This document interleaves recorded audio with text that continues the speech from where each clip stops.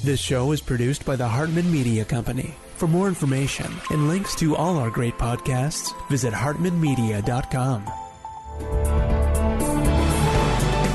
Welcome to The Commercial Investing Show, where we analyze, explain, and exploit the opportunities presented in today's commercial property marketplace. If you're interested in apartments, mobile home parks, self-storage facilities, and other income property, you've come to the right place. We'll explore what's hot and what's not in markets nationwide in the relentless pursuit of return on investment. Here's your host, Jason Hartman. It's my pleasure to welcome Marc Faber. He is editor and publisher of the Gloom, Boom, and Doom Report. Marc, welcome. How are you? Well, thank you very much for having me on your program, and thank you for asking. I'm fine. I have been following your work for many years and really find it to be very interesting and insightful. What is going on in the economy? I think we are on the brink of some real changes, maybe inflationary changes. Just give us the broad view, if you would, Marc. Well, I mean, the economy, as you know, we had a very serious recession in 2007, 2009, which was followed globally by massive fiscal interventions and quantitative easing policies in most countries in the world. And as a result of that, we had very powerful asset inflation. As you know, the S&P went from a low of 666 in 2009, March 2009, to now close to 3,000. And home prices recovered, and in some areas like Newport Beach, Denver, San Francisco, Los Angeles, Boston, New York, they made new highs. So we have had this asset inflation. What has really changed over the last 200 years or so in kind of economic activity is that the economy nowadays is driven by asset prices, and it's no longer the economy that drives asset prices. And this is a very dangerous situation because in order to keep the economy going, you need to boost asset prices higher and higher. And as we know, markets go up and markets go down. So I think the outcome is not going to be very desirable. But the outcome or the end of this bubble, if you like to say, we don't know when it will be. It could be tomorrow, it may have started, and it could be in 5 years' time. So here we are. But that it's created a very loop-sided economy is clear. We have this huge wealth inequality, and not only in the U.S., this is a phenomenon everywhere that then leads to a lot of social tensions and to people that argue for things like a wealth tax or for all kinds of benefits for people that were kind of left behind.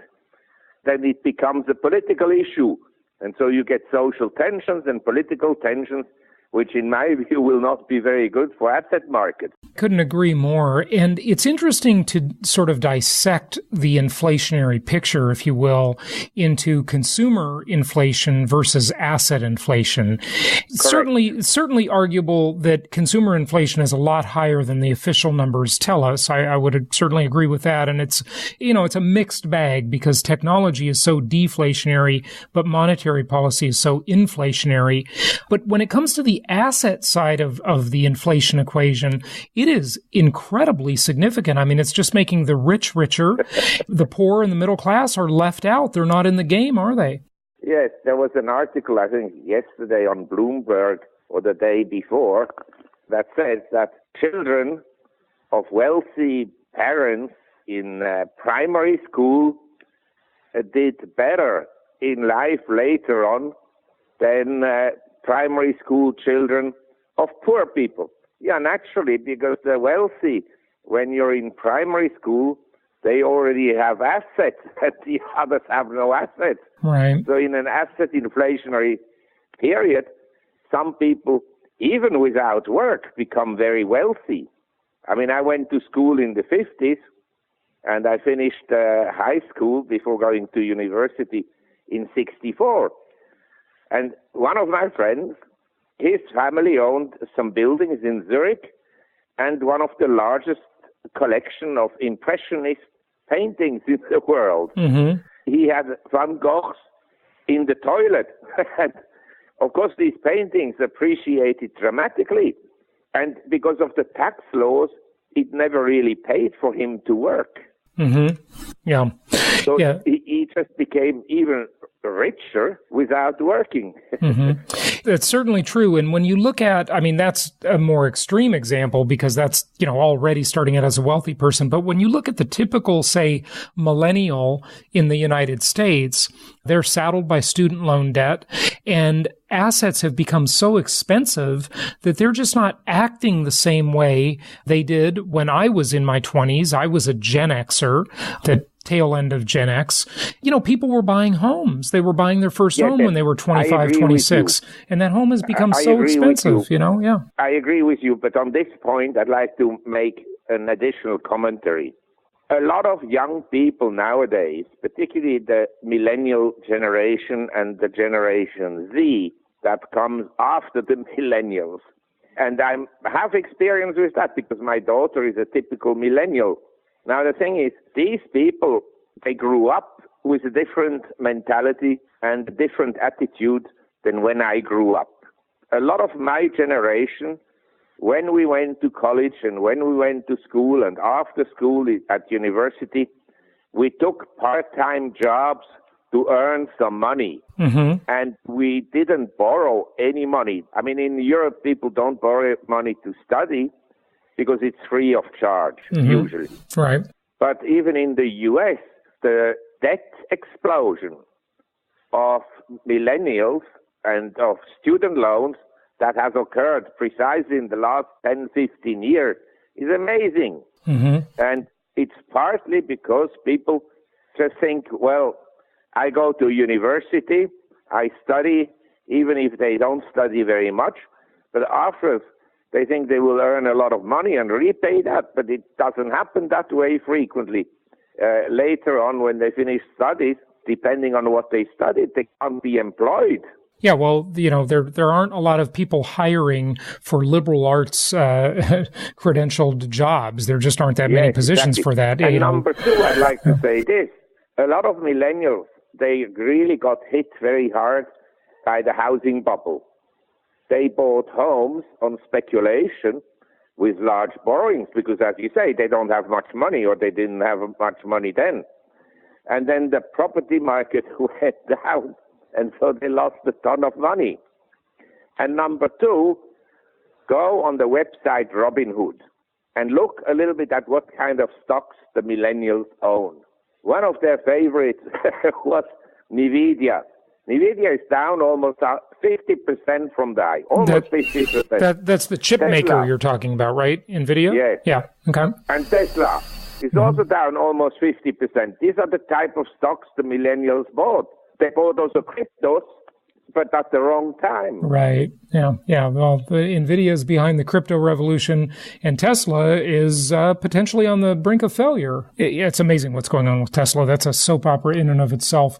But this generation, when you take this out 10 years from now, and these kids are 40 years old, for example, they won't have the start that the baby boomers and the Gen Xers had because they don't own assets because of the asset price inflation, right? Yes, but there are many studies about this, that the millennials at 35 years of age, they earn less and they have less assets than the boomers. Right. This is the fact. I can verify that, and I have really a lot of friends in America. Some are very rich and some are not so rich, but they're upper middle class. Mm-hmm. And when we have discussions and so forth, I always ask them, what are your children doing and so forth? And they say, well, one is there and one works there and so forth. And then I say, jokingly, what about, are you still supporting them? I say 80% of my generation is still supporting their children. That is amazing. The one wild card in this that might save the millennials is the inheritance that will eventually come. And I don't really know of any stats on that. I mean, you read all these things about how many Americans, for example, are living paycheck to paycheck, couldn't come up with $400 if they had an emergency, et cetera, et cetera. But, there certainly are some wealthy baby boomers, no question about it. No doubt. Yeah, any thoughts on the inheritance side of the equation? The problem is that the people that don't have $400 to spend on emergencies and they live from paycheck to paycheck, they usually do not come from wealthy families. Mm-hmm. That is the problem. Right. And I know about this inheritance. In Switzerland, we have made studies on the subject, how much wealth is going to be transferred between now, my generation of baby boomers, that is now coming or is approaching the day of final departure, and the young people, our children. This is a huge wealth transfer, but it's particularly large in countries that have large savings, where people owned their homes and so forth, and where people owned their homes not on credit. Mm-hmm. Because I have friends, they will inherit large homes, but they won't afford to live in these homes. Because in Switzerland, like in the U.S., in most states, we have property taxes. So property tax can be quite expensive. Yeah, that's true. That's true. What is your outlook for the future in terms of inflation, especially? Say you're looking the next 10, 15 years ahead. What will that look like? I mean, you said correctly that there are very powerful deflationary forces in the system. Say, Amazon is a hugely deflationary force, or also Uber or Lyft and so forth. Sharing These economy. Are companies that reduce the cost of doing business and of your living costs, and now airborne. These kind of companies, they contribute to, say, relatively low consumer price inflation, although, as you pointed out, the consumer price inflation varies a lot. For instance, if I'm smoking and drinking, well, alcohol taxes went up and prices of cigarettes went up a lot. So depends also what kind of a life you have. If you have 4 children and you have to pay their education, then that's the ridiculous. Cost has gone up a lot. Yeah. If your wife is sick and you have to pay health expenditures for her, then the cost is very high. So there are many, many different aspects to this inflationary issue. But in general, if you look at the bond market, at the beginning of the year, everybody was very bearish about bonds. They expected interest rates to go up. The bond market has been very strong, and yields have come down from 3% to now slightly below 2.4% on the 10-year U.S. Treasury in half a year. So I think that the deflationary issues are still in place, and I keep on emphasizing what can happen is that you get a global asset deflation. Properties go down, commodities go down, stocks go down, and in that scenario, the only asset that will appreciate are treasury bonds for a while, but the dollar may become weak. You understand? You now have to also think about currencies. There's no point to make 5% on a U.S. Treasury through price appreciation and annual interest of 2.5% or so, but lose it on the exchange rate. So this is an additional thing. When you measure inflation, I can tell you in most emerging economies and in Asia, we had cost of living increases that are rather substantial. Absolutely. No question about it. And let's say on the 15 years outlook, when I look at the unfunded pension fund liabilities in the U.S., I look at the government debt globally, I look at the asset dependency of the economy, I think there is only one option for central banks, and that will be to print money. Yeah. It doesn't work, they'll print more. It doesn't work, they'll print even more. Do you understand? So eventually, I suppose that paper money will become worth much less. That would be kind of my view over the long term. Mm-hmm. Yeah. It seems to be the only tool the governments and central banks really have is just money creation. They've just got to create more. Whenever I see a G20 meeting, Davos, whatever it is, right? It's always, let's just get together and talk about how we can stimulate. It's more QE. I mean, what else is there? Do they have any other tools? It seems to be the only thing they've got. Yes, correct. But there are two ways they can print money. They can print money by buying assets, which they've done through QE. In other words, they go into the market and buy treasury bonds, mortgage-backed securities, and in the case of Japan, they also bought stocks. Okay, that is one way. That money flows mostly to the financial system and to rich people. The other way is what they propose now. They think it's a modern monetary theory. It's not modern and it's not a new theory.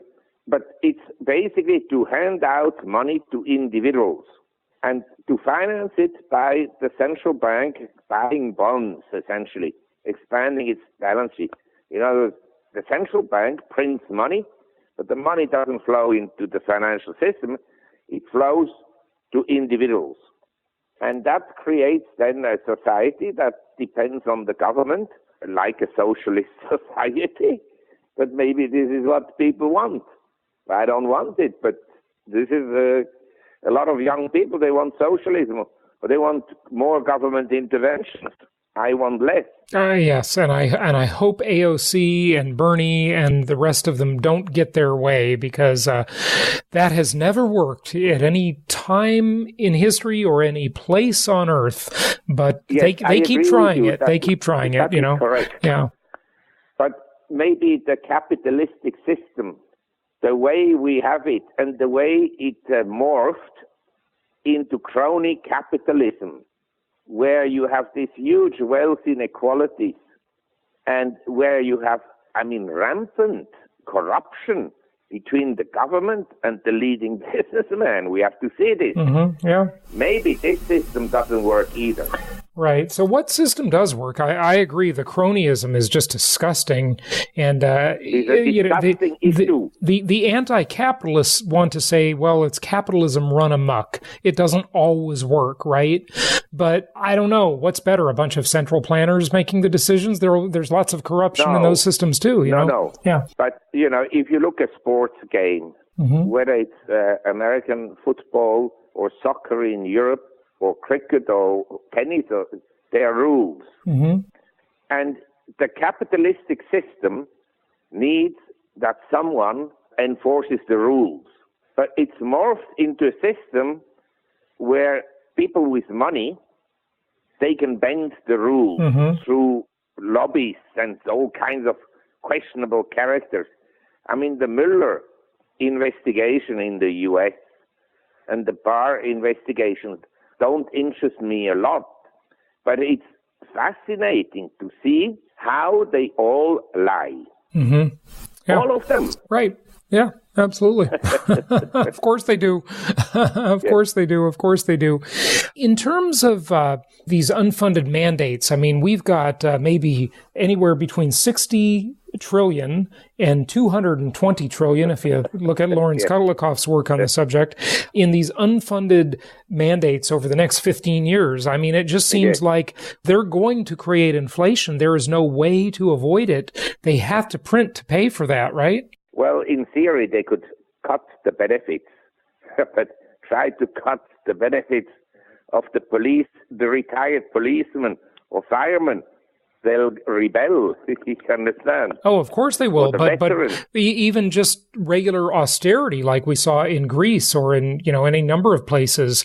It's don't let me retire at 49, don't pay for my college, et cetera, et cetera. The people take to the streets and it's violent. And sure. No. Yes. That's not going to work. The way to do it is through inflation. As ugly as it is, it's really a pretty good business plan for governments and central banks. It's the only sort of way that people don't instantaneously notice. You boil the frog slowly, as it were, right? In time, they will notice it. Every inflation of course has eventually ended relatively badly. Mm-hmm.